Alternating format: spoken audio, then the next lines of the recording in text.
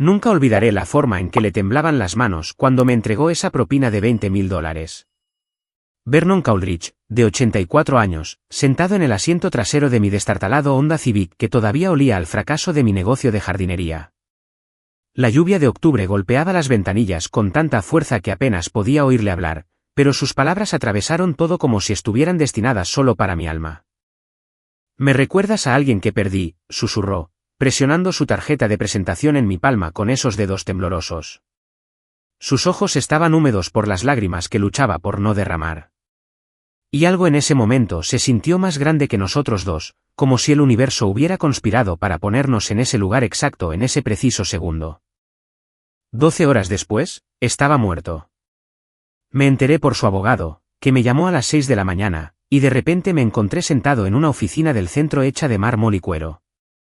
Enterándome de que este extraño me había dejado $89 millones. Se me durmieron las manos cuando dijeron la cifra. Mi cerebro no podía procesarlo. Seguía pensando que se habían equivocado de persona, que en cualquier segundo alguien entraría y explicaría el error. Pero cuando su abogado, Atticus Brenfield, me dijo por qué Vernon me eligió, cuando leyó esa carta escrita a mano que Vernon había compuesto solo unas horas antes de su muerte, me derrumbé allí mismo, en esa cara silla de cuero. Sollocé como no lo había hecho desde que tenía 5 años y mi abuela falleció. El guardia de seguridad vino corriendo porque pensaron que estaba teniendo una emergencia médica. La verdad que Vernon descubrió sobre mi familia, sobre una conexión que ninguno de los dos sabía que existía hasta su último día en la Tierra, lo cambió todo. Creía que lo sabía todo sobre el destino, sobre el fracaso y sobre los extraños que pasan por nuestras vidas. Este anciano amargado y moribundo no solo me había dado dinero. Me había devuelto la fe en las segundas oportunidades, y lo había hecho porque vio algo en mí que yo había dejado de ver en mí mismo meses atrás, cuando los bancos embargaron todo lo que había construido. 6 meses después de ver a las excavadoras derribar el invernadero que había construido con mi padre, Rupert, dormía en mi coche detrás de un Walmart. Los asientos de cuero de mi Honda Civic de 2015 se habían convertido en mi cama, mi oficina y mi prisión, todo en uno. Cada mañana, me despertaba con el sonido de los camiones de reparto dando marcha atrás, sus alarmas pitando, mi nuevo despertador. Conducía hasta el McDonald's de la misma calle, compraba un café de $1 y usaba su baño para afeitarme y cepillarme los dientes como si me estuviera preparando para un trabajo de verdad en lugar de para otro día llevando a extraños por Minneapolis. Mi negocio de jardinería, Henley Gardens, había llegado a emplear a 12 personas en su apogeo. Teníamos contratos con 5 clubes de campo, 2 docenas de fincas residenciales y el jardín botánico de la ciudad. Mi hermano menor, Deacon, se encargaba del mantenimiento de nuestro equipo, manteniendo nuestra flota de camiones y cortacéspedes funcionando a la perfección.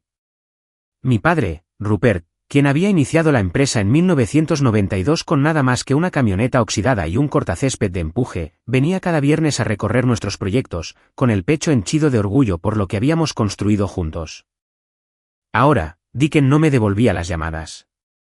La última vez que hablamos, me dijo, Brock, no solo perdiste un negocio.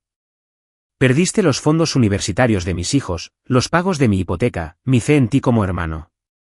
Las palabras dolieron más que cualquier declaración de bancarrota.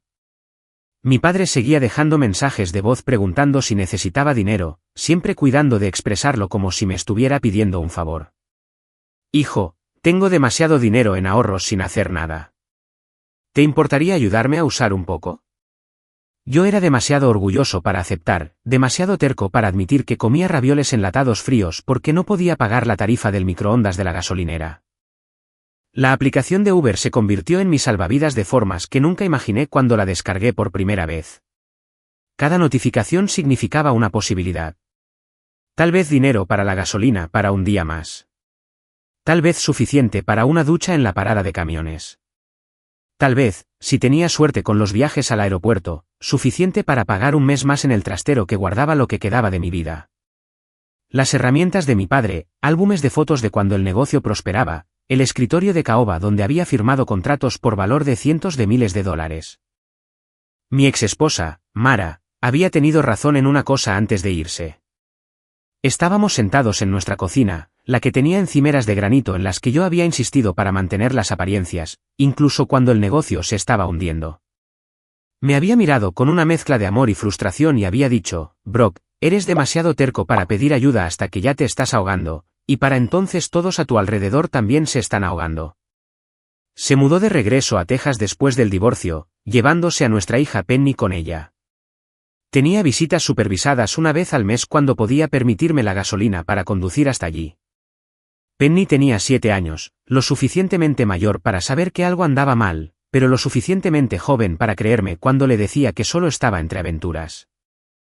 Ese martes por la mañana de octubre, la lluvia caía a cántaros. La lluvia de Minneapolis tiene una frialdad particular en otoño, como la advertencia de la naturaleza de que el invierno se acerca, estés listo o no. Mis limpiaparabrisas necesitaban ser reemplazados, dejando rayas de agua en mi visión de una manera que hacía que cada viaje se sintiera como mirar el mundo a través de lágrimas. Llevaba despierto desde las 4 de la mañana, ya había hecho 3 viajes y había ganado $43 después de la gasolina. Las matemáticas en mi cabeza eran constantes y crueles. $43 significaban un día más en el trastero, pero también significaban que no cenaría esa noche. Cuando apareció la solicitud de viaje, casi la rechacé. Recogida en el aeropuerto, Terminal B, con destino al centro. 45 minutos por trayecto si el tráfico cooperaba, lo cual nunca hacía bajo la lluvia. Mi tanque de gasolina estaba casi vacío. Esa luz naranja se burlaba de mí como si supiera que llevaba semanas echando exactamente 3 galones cada vez. Ya había calculado que necesitaba exactamente 3 viajes más para pagar el alquiler del trastero, 4 si quería comer algo más que sándwiches de mantequilla de cacahuete. Un día más, murmuré, aceptando el viaje. Se había convertido en mi mantra, mi oración, mi promesa a nadie en particular. Simplemente sobrevive un día más. Conduje hacia el aeropuerto por calles que una vez había atendido, pasando por el Riverside Country Club, donde había instalado un jardín de meditación japonés hacía solo 18 meses. Los cerezos que había plantado probablemente todavía estaban en flor, cuidados por la empresa que se había abalanzado para reclamar mis contratos cuando se corrió la voz de que Henley Gardens se hundía. El paso del éxito al fracaso en esta ciudad era rápido, pero el paso del fracaso al olvido era aún más rápido. No tenía idea de que en exactamente 53 minutos un extraño moribundo me entregaría un cheque que lo cambiaría todo, o que su historia se entrelazaría con la mía de maneras que me harían cuestionar todo lo que creía saber sobre el azar, la familia y el peso del perdón no expresado. Vernon Coolidge estaba en la Terminal B, con un aspecto que irradiaba dinero. No el tipo de riqueza ostentosa que clama por atención, sino el tipo silencioso que susurra en abrigos de cachemira y zapatos de cuero italiano hechos a mano que valían más que mi coche.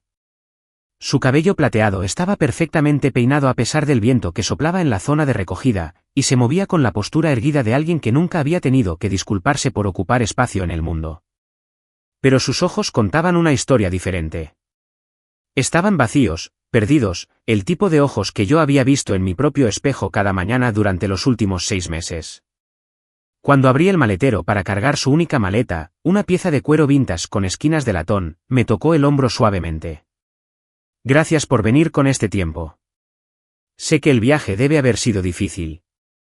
Durante los primeros 10 minutos de nuestro viaje, preguntó por mi vida con un interés genuino que me tomó por sorpresa. La mayoría de los pasajeros me ignoraban por completo o mantenían una conversación educada sobre el tiempo. Vernon hacía preguntas reales, del tipo que requerían respuestas reales. ¿Qué te llevó a conducir?, preguntó, su voz con un suave acento de Minnesota que el dinero y los años fuera no habían logrado borrar del todo. Un negocio que se hundió, dije, tratando de ser simple. Compañía de jardinería. ¿Malos contratos? Peor momento. Negocio familiar. Algo en su tono me hizo responder con honestidad. Se suponía que lo sería. Mi padre, Rupert, la empezó en 1992. La construyó de la nada a algo especial. Yo tomé el relevo hace 5 años. Pensé que podría hacerla aún más grande. Me expandí demasiado rápido, pedí demasiado prestado, confié en las personas equivocadas. Vernon se quedó en silencio por un largo momento, mirando la autopista empapada por la lluvia. Luego dijo, mi hijo también quería expandir el negocio familiar, distribución farmacéutica. Habíamos construido una sólida operación regional, pero él quería llegar a nivel nacional. Le dije que esperara, que fuera paciente, que el mercado no era el adecuado. Discutimos terriblemente. Su voz se quebró en esa última palabra, y miré por el espejo retrovisor para verlo presionar sus dedos contra sus ojos. Eso fue hace 37 años, continuó. El 15 de octubre de 1987. Lo recuerdo porque era el día antes de su 22º cumpleaños. Le había comprado un reloj, un Rolex, con la inscripción La paciencia construye imperios. Lo arrojó al otro lado de mi oficina. Dijo que lo estaba asfixiando, que nunca confiaría en él para ser algo más que mi sombra. El dolor en su voz era tan crudo que parecía que había sucedido ayer, no décadas atrás. En un semáforo en rojo en la avenida Hennepin, sacó su teléfono con dedos temblorosos, deslizando la pantalla hasta que encontró lo que buscaba. Mi hijo, Brock, dijo, mostrándome una foto descolorida. Tendría tu edad ahora. Se me encogió el estómago como si acabara de caer por un precipicio. El joven de la foto podría haber sido mi primo, mi hermano, yo en una línea de tiempo diferente. Los mismos ojos marrones con motas doradas, la misma mandíbula terca, las mismas manos rudas que parecían conocer el trabajo real a pesar de la ropa cara. Su nombre era Brock, logré decir. Brock Timothy Coldridge. Murió en un accidente de motocicleta 3 semanas después de nuestra pelea. Había estado bebiendo, enojado, tratando de demostrar algo a alguien que nunca tendría la oportunidad de verlo. Vernon estudió mi rostro en el espejo con una intensidad que me hizo agarrar el volante con más fuerza. Tienes los mismos ojos, marrones con esas pequeñas motas doradas que captaban la luz cuando estaba emocionado por algo. La conversación se volvió intensa sin que ninguno de los dos lo pretendiera. Vernon preguntó por mi padre, por nuestra relación, por si nos habíamos reconciliado después del fracaso del negocio. Me encontré contándole a este extraño cosas que ni siquiera me había admitido a mí mismo. Cómo había fallado al legado familiar. Como mi hermano Dicken me culpaba por haber perdido su trabajo y su estabilidad. Como mi padre todavía me defendía ante todos en la iglesia y en la ferretería a pesar de mi espectacular fracaso. Parece un buen hombre, dijo Vernon en voz baja. El mejor, asentí, lo que hace que decepcionarlo sea aún peor. Detente, dijo Vernon de repente mientras nos acercábamos al centro.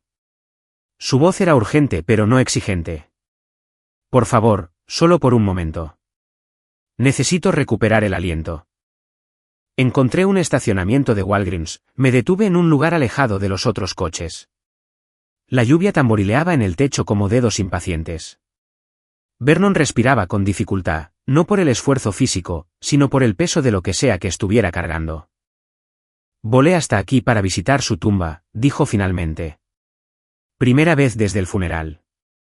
Llevo 30 años con una carta para él, reescribiéndola en cada cumpleaños, en cada aniversario de su muerte, nunca lo suficientemente valiente para leerla en su lápida. 37 años de aeropuertos y hoteles y salas de conferencias, y no pude conducir 20 minutos hasta el cementerio de Lakewood. ¿Por qué ahora?, pregunté, girándome en mi asiento para mirar a Vernon de frente. La lluvia se había intensificado, creando una cortina a nuestro alrededor que hacía que el coche pareciera un confesionario. El médico me dio 3 semanas, dijo Vernon con naturalidad, como si estuviera discutiendo una fecha límite de negocios. Cáncer de páncreas, etapa 4.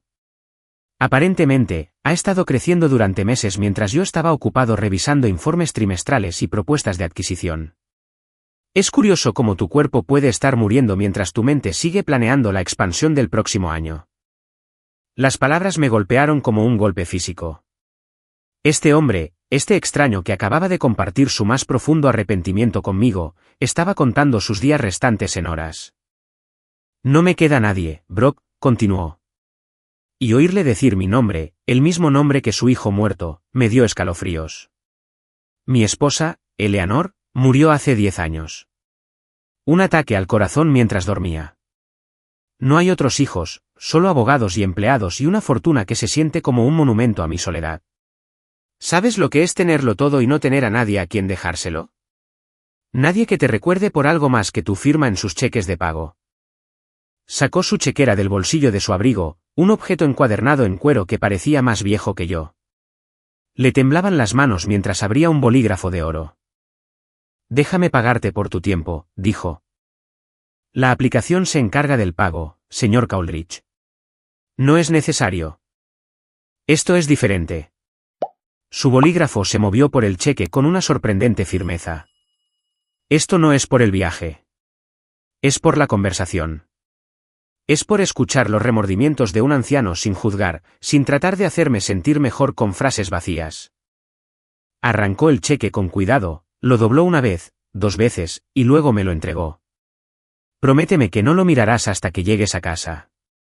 Prométeme que esta noche, antes de irte a dormir donde sea que estés durmiendo, llamarás a tu padre. Dile que lo quieres. Dile que lo sientes. Dile cualquier cosa excepto nada. Sus ojos eran feroces ahora, urgentes. Daría todo lo que tengo, cada dólar, cada propiedad, cada inversión por una pelea más con mi hijo sobre los planes de expansión. Solo una oportunidad más para decir, tenías razón, Brock. Debería haber confiado en ti. Debería haber visto que tu impaciencia venía de la pasión, no de la falta de respeto. Luego me entregó su tarjeta de presentación, de cartulina cara con letras en relieve. Si alguna vez necesitas algo, lo digo en serio. No dinero, no estar solo, pero si necesitas a alguien con quien hablar que entienda lo que significa fracasar en lo único que importa.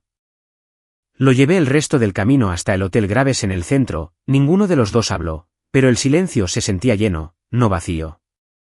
Cuando llegamos, insistí en ayudarlo con su maleta, a pesar de que el botones se apresuraba.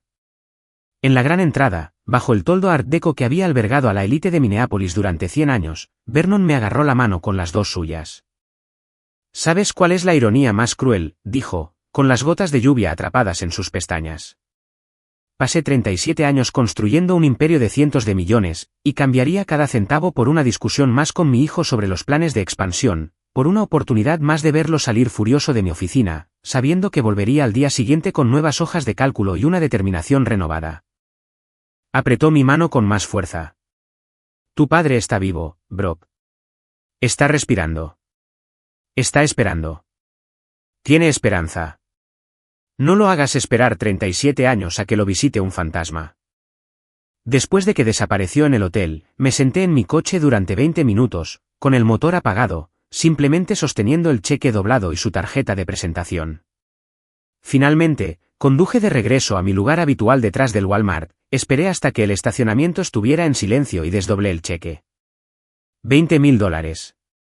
La cantidad estaba escrita con la letra temblorosa de Vernon, pero la firma era audaz, decidida.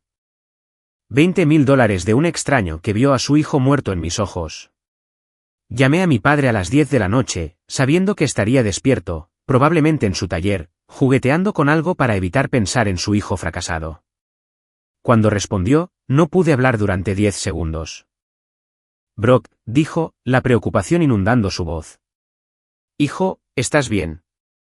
Papá, logré decir. Y luego todo salió a borbotones. Vernon, la foto de su hijo, el cheque, el peso de la decepción generacional, el miedo de haber arruinado todo lo que nuestra familia había construido. Sollocé en el teléfono como un niño, sentado en mi coche en un estacionamiento de Walmart, con la lluvia todavía golpeando el techo. Voy para allá, dijo mi padre simplemente. ¿Dónde estás? Condujo 2 horas a través de la tormenta desde St. Cloud, me encontró en ese estacionamiento y me abrazó mientras lloraba por mis fracasos, por el hijo fantasma de Vernon, por el extraño que me había dado dinero que no merecía y una misión que no sabía cómo completar. A la mañana siguiente, mi teléfono sonó a las 6 de la mañana, sacándome del sueño más profundo que había tenido en meses. Había pasado la noche en casa de mi padre en St. Cloud, en mi habitación de la infancia, con los mismos trofeos de béisbol en el estante y los pósteres descoloridos en las paredes. El identificador de llamadas mostraba un número desconocido de Minneapolis. Señor Henley, soy Atticus Brenfield de Brenfield y Asociados. Soy el abogado del señor Coleridge. Me temo que tengo noticias difíciles. El señor Coleridge falleció anoche. Se me durmieron las manos. El teléfono casi se me resbaló de la mano. ¿Anoche? Pero si lo dejé en el Hotel Graves ayer por la tarde. Murió pacíficamente mientras dormía. El personal del hotel lo encontró esta mañana cuando no respondió a su llamada de despertador programada. Señor Henley, necesito que venga a mi oficina esta mañana. El señor Coldridge hizo cambios significativos en su testamento ayer por la noche, y le conciernen directamente. El viaje a Minneapolis se sintió surrealista. Mi padre insistió en venir conmigo, sentado en silencio en el asiento del copiloto de mi Civic, extendiendo la mano de vez en cuando para apretarme el hombro. El cheque de $20,000 todavía estaba en mi cartera, sin cobrar, sintiéndose más pesado de lo que el papel debería. Brenfield y Asociados ocupaba el último piso de la torre IDS, todo mármol y caoba, el tipo de lugar que te hacía susurrar involuntariamente. Atticus Brenfield parecía haber sido más que el abogado de Vernon. Tenía los ojos enrojecidos, su traje habitualmente perfecto estaba ligeramente arrugado. Parecía haber perdido a un amigo, no solo a un cliente. El señor Coldridge me llamó a las 8 de la noche de anoche, comenzó Atticus, indicándonos que nos sentáramos en sillas de cuero que probablemente costaban más que la nómina mensual de mi fallido negocio. Estaba bastante insistente en cambiar su testamento de inmediato. Traté de sugerir que esperáramos hasta la mañana, pero dijo, y cito, ya he esperado 37 años de más. Ni una noche más. Atticus abrió una carpeta manila con documentos cubiertos de lenguaje legal y la firma de Vernon al final de cada página. Señor Henley, Vernon Coldridge le ha dejado todo su patrimonio. $89 millones en activos líquidos, propiedades en 7 estados y una participación mayoritaria en Coldridge Pharmaceutical Distribution.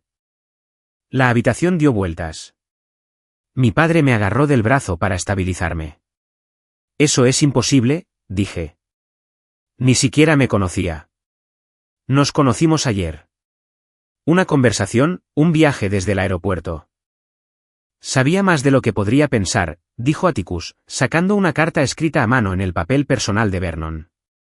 Dejó esto para usted. Insistió en que se la leyera personalmente, no solo que se la entregara. Atticus se aclaró la garganta y comenzó a leer con las palabras de Vernon. Brock, sé que intentarás rechazar esto, así que voy a contarte algo que te hará cambiar de opinión. Después de que mi hijo murió, mi esposa Eleanor y yo contratamos a un investigador privado. Queríamos saber sobre sus últimas semanas, las cosas que no nos contó, la vida que llevaba fuera de nuestras discusiones sobre negocios. Descubrimos que había estado saliendo en secreto con una chica llamada Jennifer Henley. Tenía 19 años, trabajaba en una floristería cerca de la universidad. Estaba embarazada cuando él murió. Todo mi cuerpo se heló. Jennifer Henley era la hermana menor de mi padre. Había muerto cuando yo tenía 10 años, pero recordaba las historias susurradas en las reuniones familiares. Como había tenido un bebé a los 19 años, lo había dado en adopción y nunca le dijo a nadie quién era el padre. La mano de mi padre se apretó en mi hombro. Atticus continuó leyendo. Jennifer desapareció después de la muerte de Brock. La buscamos durante años, pero nunca pudimos encontrarla. Se había mudado, cambiado de teléfono, desaparecido por completo. Eleanor nunca se perdonó por no haberlo intentado más. Podríamos haberla ayudado, apoyado, sido parte de la vida del niño. En cambio, nuestro orgullo y nuestro dolor nos hicieron dudar, y perdimos nuestra única conexión con nuestro hijo. Ayer por la tarde, después de que te dejé, hice que mis investigadores realizaran una búsqueda más con la tecnología moderna que no teníamos en los años 80. Encontraron los registros de Jennifer. Murió en 2005, pero antes de eso había dado a luz a un hijo el 15 de junio de 1988. Lo dio en adopción a una familia en Portland. El nombre del chico ahora es Shawn Matson. Tiene 36 años, está casado y tiene 3 hijos. Mi padre se levantó bruscamente, caminando hacia la ventana. Jenny nunca nos lo dijo, susurró. Nunca dijo quién era el padre, solo que se había ido. Atticus siguió leyendo. Tu primo, el que tu tía Jennifer dio en adopción, ese era mi nieto. Se parece exactamente a mi Brock. Los mismos ojos, la misma mandíbula terca, las mismas manos que conocen el trabajo. Confirmé todo esto ayer por la tarde. Pero esto es lo que me convenció de cambiar mi testamento. Podrías haberte aprovechado de un viejo moribundo ayer. Yo era vulnerable, emocional, claramente rico. En cambio, escuchaste. Me dejaste llorar. Me recordaste que los hijos tercos que intentan demostrar su valía a sus padres merecen el perdón, no el abandono. Eres familia, Brock, de la manera que más importa. Eres el hombre que mi hijo habría sido. Alguien que fracasa, que cae, pero que todavía tiene suficiente corazón para consolar a un extraño en un estacionamiento mientras su propio mundo se desmorona. Conocí a Shawn Matson 3 semanas después en una cafetería en Portland. Tenía los ojos de Vernon y la sonrisa de mi tía Jennifer, la que recordaba de las fotos de Navidad descoloridas donde ella siempre estaba un poco apartada de los demás, guardando un secreto que debía de estar consumiéndola por dentro. Shawn trajo fotos de sus hijos, y mirarlos era como ver los rasgos de Vernon filtrados a través de generaciones, suavizados, pero aún reconocibles. Siempre me pregunté por qué mi madre biológica me dio en adopción, dijo Shawn, revolviendo su café lentamente. Mis padres adoptivos fueron maravillosos, me dieron todo, pero siempre hubo este vacío, este signo de interrogación. Ahora sé que me estaba protegiendo de un dolor que no me correspondía llevar. Estuvimos juntos en el funeral de Vernon la semana siguiente. La iglesia estaba llena de empleados, socios comerciales y políticos, pero Shawn y yo éramos la única familia. 2 extraños unidos por el ADN de un fantasma y el último deseo de redención de un anciano. Durante el panegírico, hablé del viaje en coche de 40 minutos que cambió mi vida, de cómo Vernon me había dado más que dinero. Me había dado permiso para fracasar sin convertirme en un fracaso. Con la herencia, no solo reinicié Henley Gardens. Eso habría sido demasiado simple, demasiado pequeño para lo que realmente significaba el regalo de Vernon. En cambio, creé la Fundación Coleridge, que ofrece segundas oportunidades a los propietarios de pequeñas empresas que han fracasado. No para dar limosna, sino para ayudar a levantarse. Proporcionamos financiación puente, apoyo de mentores y, lo más importante, alguien que entiende que la bancarrota no es un fracaso moral, sino a veces solo un mal momento que se encuentra con peores circunstancias. Mi hermano Dicken dirige la fundación ahora. Cuando le propuse la idea por primera vez, se quedó en la puerta de su apartamento durante 1 minuto entero sin hablar. Luego dijo, ¿realmente vas a usar $89 millones para ayudar a gente que la fastidió como nosotros? Cuando asentí, me abrazó por primera vez desde que nuestro negocio colapsó. Hemos ayudado a 400 familias a mantener vivos sus sueños en los 2 años desde que Vernon murió. Una panadería en el norte de Minneapolis que se vio afectada por renovaciones inesperadas del Código de Salud. Una empresa de techado en Duluth cuyo propietario enfermó de cáncer y se atrasó en los préstamos de equipos. Una floristería en Bloomington, lo que me pareció poéticamente apropiado, dirigida por una madre soltera que me recordaba lo que la tía Jennifer podría haber sido si hubiera tenido apoyo en lugar de vergüenza. Mi padre, Rupert, y yo cenamos juntos todos los domingos ahora. Plantó un jardín conmemorativo para Vernon detrás de su casa, donde las rosas crecen salvajes y tercas, negándose a ser contenidas por bordes o sabiduría de poda convencional. A veces Shawn trae a sus hijos allí. Corren por los senderos riendo, recogiendo flores sin preguntar, sin saber nunca que están jugando en un monumento al perdón que tardó 37 años en construirse. El abogado de Vernon me dio un último mensaje un mes después del funeral. Era una nota que Vernon había escrito la mañana que me conoció, antes de nuestro viaje, probablemente mientras esperaba en el aeropuerto. Si estás leyendo esto, significa que finalmente encontré el coraje para dejarlo ir. No dejes que el dinero sea tu monumento, Brock. Deja que sea la herramienta que construye puentes de regreso a las personas que amas. Cada negocio fallido es solo una familia exitosa esperando recordar lo que importa. Guardo la tarjeta de presentación de Vernon en mi cartera junto a una foto de mi padre y yo en nuestro invernadero original, antes de que las excavadoras lo derribaran. En el reverso de la tarjeta, Vernon había escrito algo que no noté hasta semanas después, con una letra firme, escrita antes de que el cáncer hiciera temblar sus manos. Cada final es solo un comienzo, esperando manos lo suficientemente valientes para construirlo. La semana pasada, una mujer se subió a mi Uber porque, sí, todavía conduzco una vez a la semana. Los jueves por la mañana, turno temprano, principalmente viajes al aeropuerto. Me mantiene con los pies en la tierra. Me recuerda de dónde vengo y lo rápido que puede cambiar la vida en el asiento trasero de un Honda Civic. Estaba llorando, hablando de su restaurante fallido, de cómo había decepcionado a sus padres inmigrantes que habían ahorrado durante décadas para ayudarla a abrirlo. La escuché. Al final del viaje, le entregué una tarjeta de presentación de la Fundación Coleridge. Alguien me dijo una vez, le dije, que las personas tercas que intentan demostrar su valía merecen segundas oportunidades. Ella miró la tarjeta, luego a mí. ¿Por qué ayudarías a una extraña? Pensé en Vernon, en esa lluviosa mañana de octubre, en cómo el dolor de un hombre moribundo se convirtió en mi salvación.